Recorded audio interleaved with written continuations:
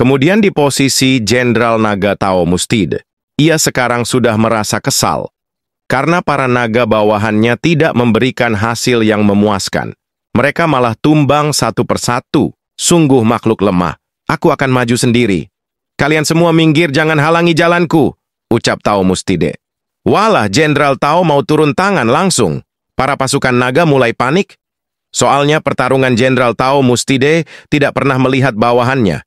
Ia selalu maju tanpa arah. Jadinya banyak pasukannya sendiri yang menjadi korban. Gaswat ini harus segera kabur.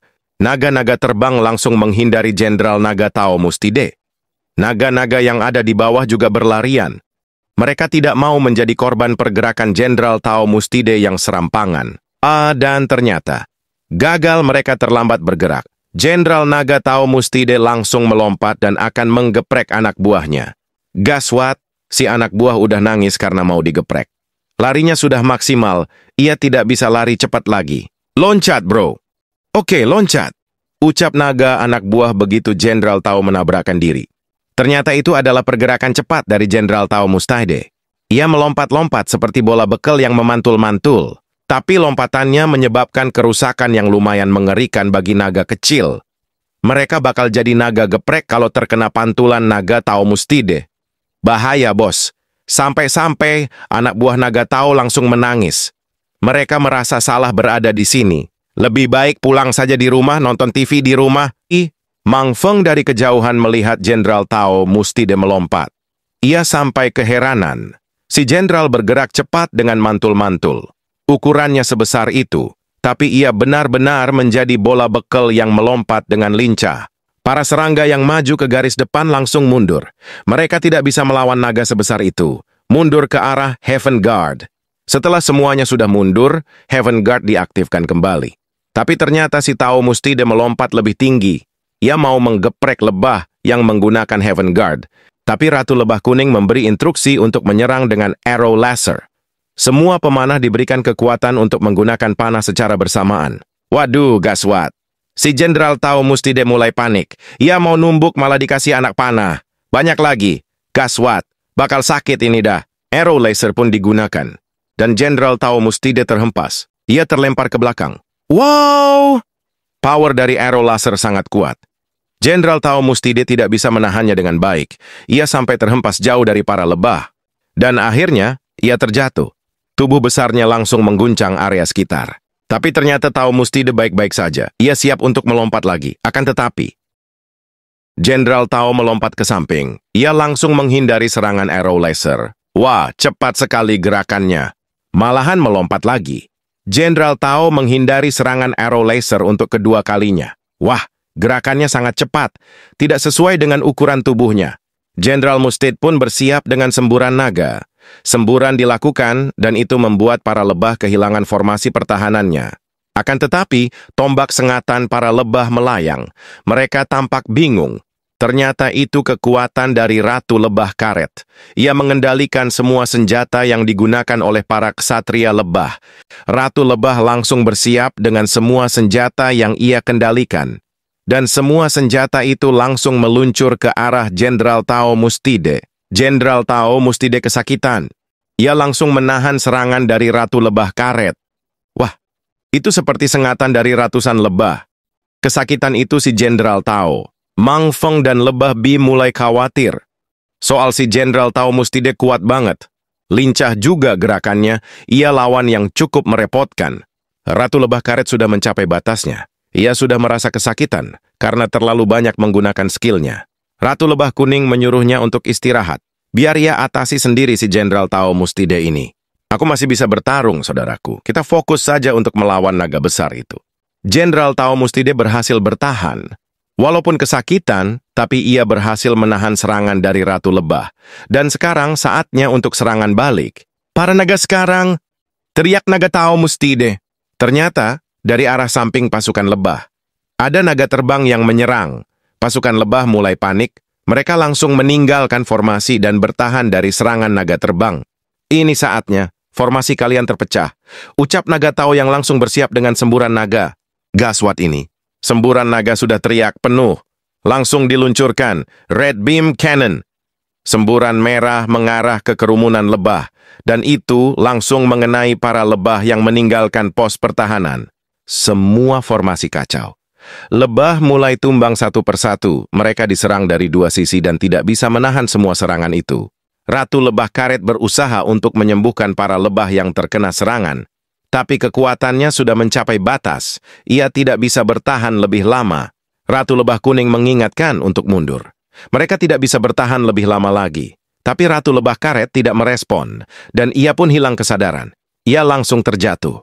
Ya, para lebah langsung dan menangkapnya. Mereka akan membawa Ratu Lebah Karet ke tempat yang aman. Waduh, gaswat ini. Lebah Bie yang melihat itu jadi khawatir. Jika pertahanan ini ditembus, maka Pulau Langit akan dikuasai naga luar angkasa. Bahaya ini. Apa kita akan ikut bertarung kakak Lebah B? Lebah B diam. Kekuatan Mang Feng saat ini belum cukup kuat untuk ikut dalam pertempuran seperti ini. Ini di luar prediksi BMKG. Setelah Ratu Lebah Karet tumbang, para naga mundur dari garis depan. Mereka tidak bisa melanjutkan penerangan, soalnya mereka mengalami kerugian yang besar, dan Jenderal Tao Mustide terluka. Ia tidak bisa melanjutkan melawan para lebah, dan sekarang semuanya sudah beres. Dari 100.000 lebah, hanya 2.000 yang pindah alam, sedangkan para naga yang pindah alam ada 8.000 lebih dari 10.000 naga. Ini kekalahan telak para naga. Mang Feng yang melihat kekuatan lebah jadi paham. Semua yang dilakukan para lebah bukan hanya mengenai kekuatan, tapi instruksi yang tepat untuk mengelola formasi saat bertahan atau saat menyerang.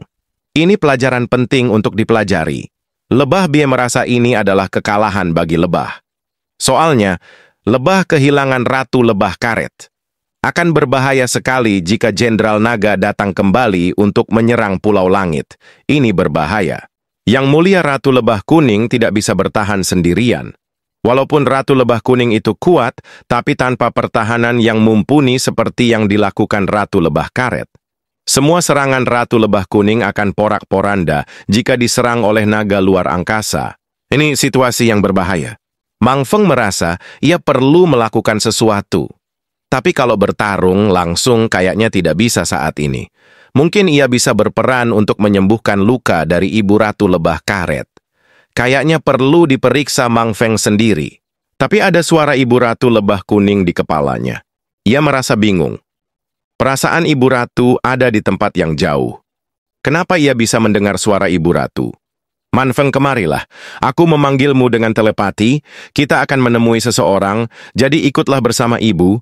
Kemudian Sin berpindah di suatu tempat yang gelap. Di situ Mang Feng bertanya, mereka mau menemui siapa? Kok tempatnya gelap begini? Ibu Ratu Lebah Kuning menjelaskan, kalau di sini adalah tempat berkumpul para Raja Serangga. Mang Feng akan dipertemukan kepada semua Raja Serangga sekarang. Wah, bertemu para Raja Serangga, mantap sekali. Sinar transmisi dikeluarkan oleh para laba-laba, dan itu memunculkan 3 Raja Serangga yang duduk di ruang rapat. Ratu Lebah Kuning dan Mang Feng menemui mereka.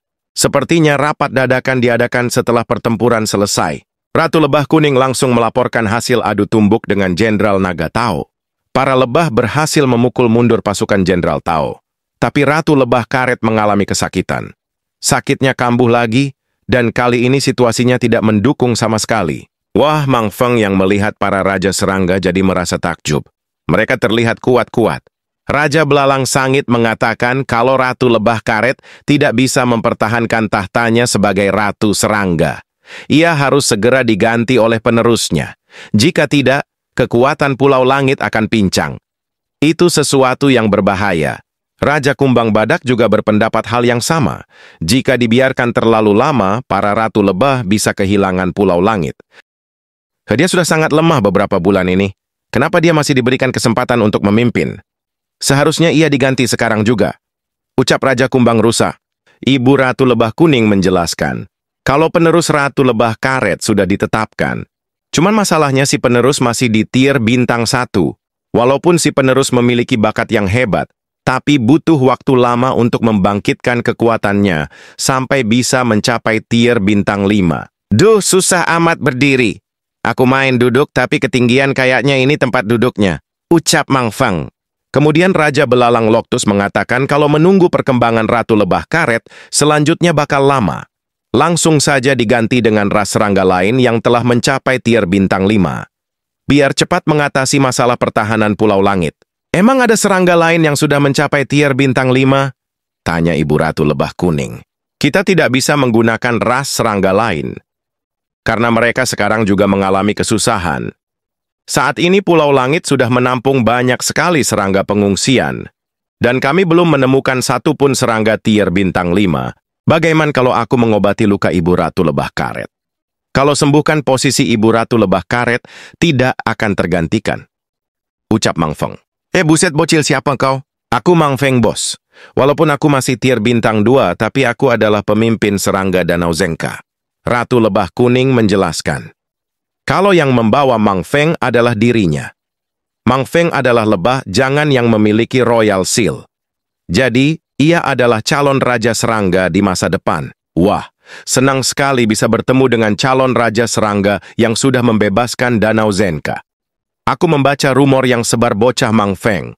Sepertinya kau memang calon raja yang hebat. Waduh, diomongin seperti itu Mang Feng jadi malu. Itu semua rumor yang disebar kutu busuk dan ulat mau-mau. Mereka tidak berhenti menyebar brosur terkait kehebatan Mang Feng. Tapi para raja serangga merasa konyol dengan ucapan Mang Feng yang mau mengobati Ratu Lebah Karet. Kayaknya tidak mungkin mengobati luka dari Ratu Lebah Karet. Lebih baik Mang Feng main perang-perangan lagi sama naga lemah. Biar tambah kuat. Hei para raja, jangan meremehkan Mang Feng. Aku ini sudah mengalahkan naga tier bintang 3 sendirian. Jadi, kalian jangan meremehkan aku ya, teriak Mang Feng.